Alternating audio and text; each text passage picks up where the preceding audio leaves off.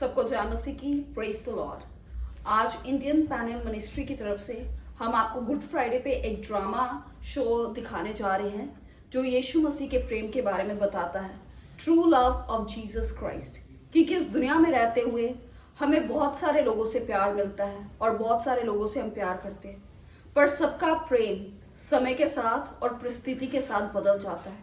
पर केवल प्रभु यीशु मसीह का प्रेम ही ऐसा प्रेम है जो ना समय के साथ और ना परिस्थिति के साथ कभी बदलता है। तो आइए इस ड्रामा को देखिए।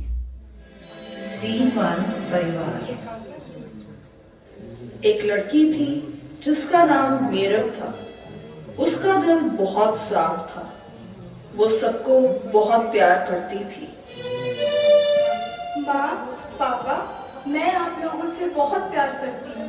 बेटा, हम भी तुमसे बहुत प्यार करते हैं, लेकिन तुम्हें हमेशा हमारी बात माननी होगी। अगर तुम हमारी इच्छा के अनुसार नहीं चलोगी तो हमें अच्छा नहीं लगेगा। मैं पूरी कोशिश करूंगी आपको खुश रखने की। चलो बच्चों, हम चलते हैं। तुम लोग प्यार से रहना, ठीक है? ओके, ठीक है, बाय मम्मा पापा। जैसे ही उनके माँ बाप चले जाते हैं, बच्चे आपस में खेलना शुरू कर देते हैं और खेलते खेलते उनका झगड़ा हो जाता है। ओह हेलो, तुम दोनों चीटिंग कर रहे हो ना? ईमानदारी से गेम खेलो। अबे हम चीटिंग नहीं कर रहे। झूठ मत बोलो, तुम दोनों हमेशा चीटिंग करते हो।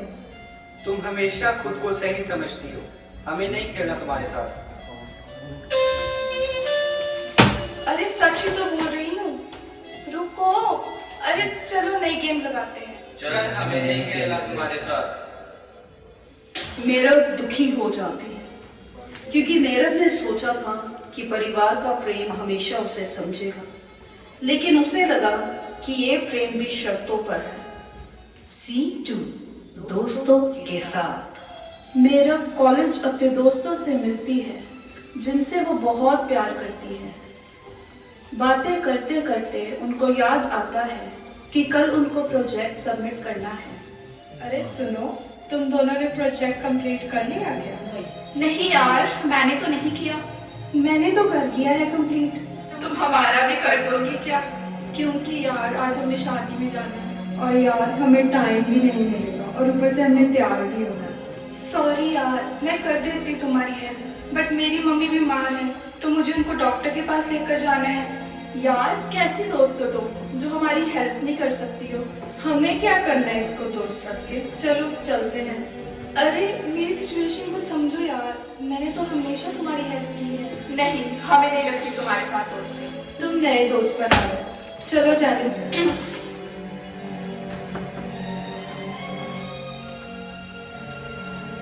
मेरब का दिल बहुत टूट जाता है। जिनसे वो इतना प्यार करती थी वो उसको एक मिनट में छोड़कर चले जाते हैं। सीन 3 प्रेमी। मेरब रोज कॉलेज जाते टाइम एक लड़के से मिलती थी और वो दोस्त बन जाते हैं और उनकी दोस्ती जल्दी ही प्यार में बदल जाती है।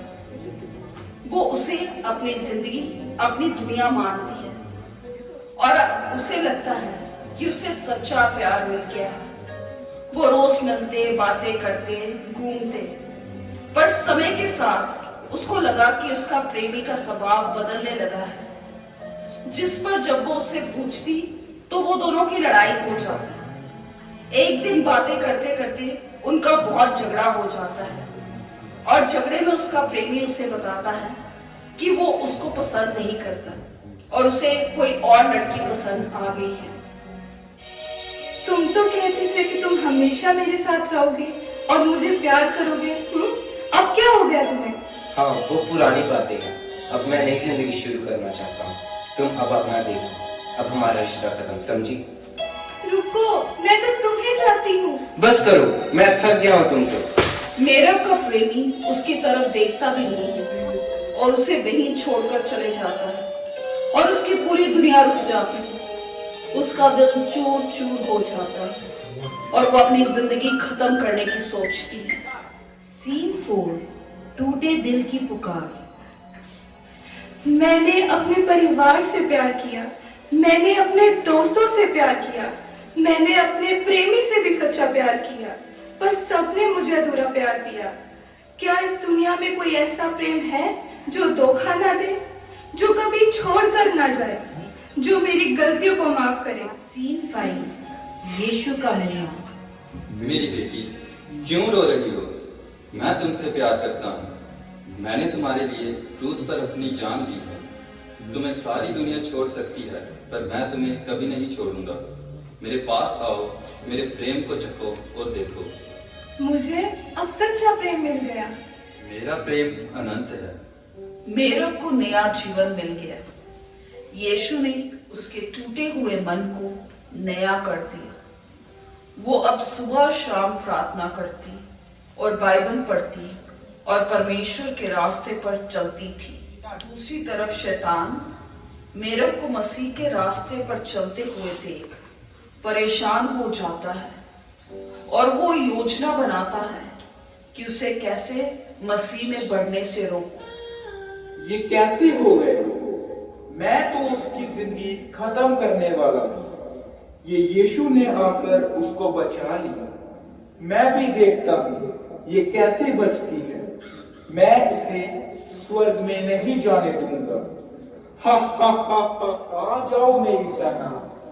जी हजूर, बताओ किसकी जिंदगी बर्बाद करनी है? हा हा हा हा हा हा। इस मसीह की बेटी की।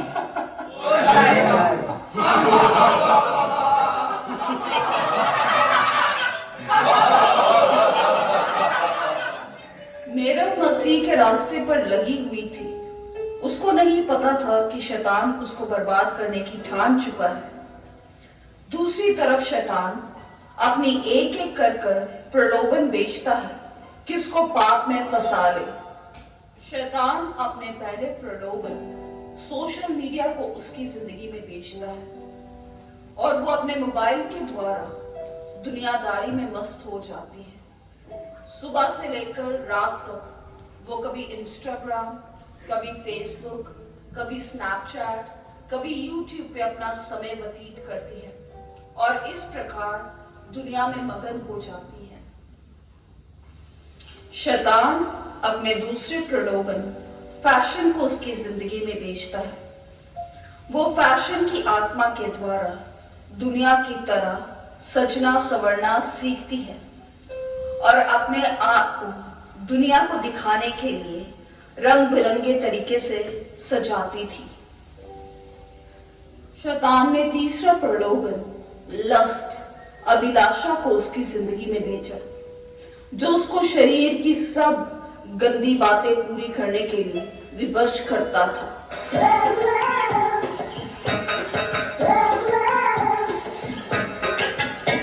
शैतान अपने अगले प्रलोभन आलस को बेचता है और वो उसे सुस्ती से भर देती है।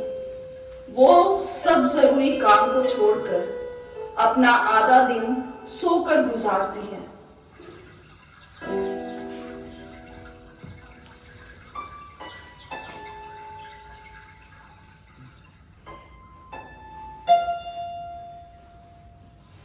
शैतान अपना अगला हथियार डिप्रेशन उसकी जिंदगी में बेचता है। ये उसके दिल दिमाग पर बोझ डालता है और वो बेचैनी और अशांति से भर जाती है और अपनी जिंदगी से दुखी होकर आराम और शांति की तलाश करती है। शैतान अगला प्रलोभन नशा उसकी जिंदगी में बेचता है। ये उसे थोड़ी देर की शांति देता, पर जैसे ही वो अपनी होश में आती, वो फिर पाप की लालसा को पूरा करती। इस प्रकार से वो पूरा दिन नशे में लगी रहती ताकि अपने दुख और बेचैनी को दूर कर सके। मेरा हर रोज अपनी जिंदगी इसी तरह गुजार रही है।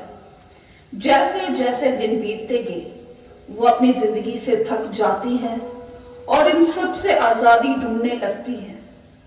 वो सच्ची शांति की तलाश में लग जाती है, जो उसे हमेशा के लिए इन सब चीजों से छुटकारा दे। मैं जिंदगी से परेशान हो गई हूँ। मुझे नहीं जीना ऐसे।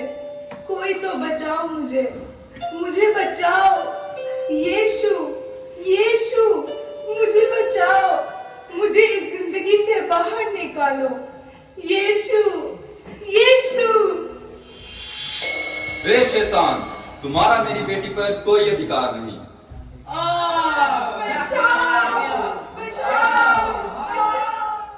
यीशु, मुझे माफ कर दीजिए, आपके बिना मेरी जिंदगी अधूरी है।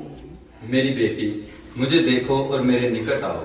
मेरा पहले की तरह यीशु के साथ चलना शुरू कर देती है।